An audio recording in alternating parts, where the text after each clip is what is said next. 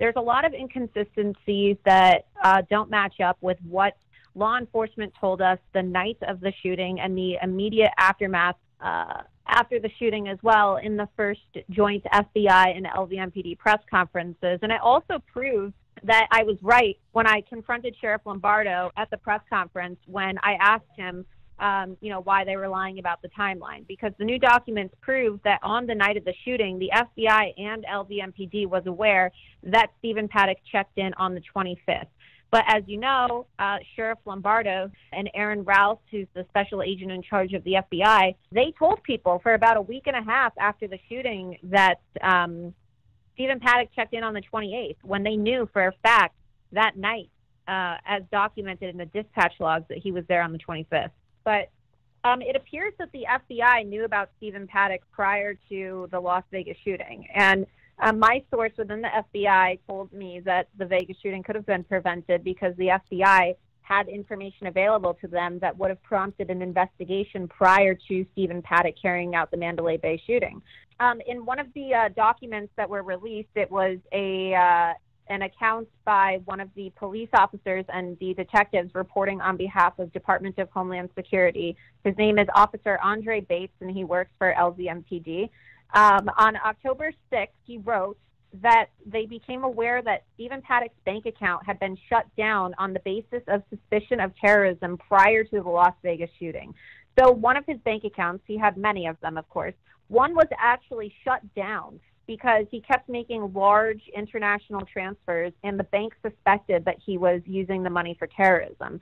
And according to my source in the FBI, when a bank shuts down a account for suspicion of terrorism or money laundering, they are then required to send a report, right? They have to flag it for suspicious activity, and then they have to send a report, and it's called the FinCEN database, right? And that stands for Financial Crimes Enforcement Network. And then when you send this report to FinCEN, then what happens is it goes into a database, and the FBI and other federal agencies like DHS, CIA, all of them really, they have access to FinCEN's database, which includes every single suspicious activity report that's filed. So that means that the FBI has a responsibility when an account is flagged to sort through the reports that are then submitted through FinCEN, and it's their job to then investigate the people who are flagged for suspicious activity in the FinCEN database. So the FBI dropped the ball once again, just like they did many times, as we've seen in the past year or two over the years, because they didn't investigate this lead. I mean, this whether you want to call it an act, whether you want to call this an act of international terrorism or you want to call it an act of domestic terrorism, right? There's still that that kind of unanswered, that mystery surrounding whether or not this was an ISIS terrorist attack, because they didn't really show us any evidence that ISIS wasn't responsible, and ISIS has continued to claim responsibility. But it's clear that this still was an act of terrorism, right? When you gun down 58 people, that is terrorism. I also think that the FBI just doesn't want to admit that they could have prevented this, and they dropped the ball by failing to act on the report that should have been sent to FinCEN. And look, maybe a report was not sent to FinCEN, but it is standard bank protocol to submit these reports. So that would mean then that the bank dropped the ball as well. But either way, the media is not talking about this, and LVMPD, they're doing everything to release these documents in a very disorganized way so people can't find it. So you have to literally read it page by page to get this information. There are several PDF files. It was in the last batch.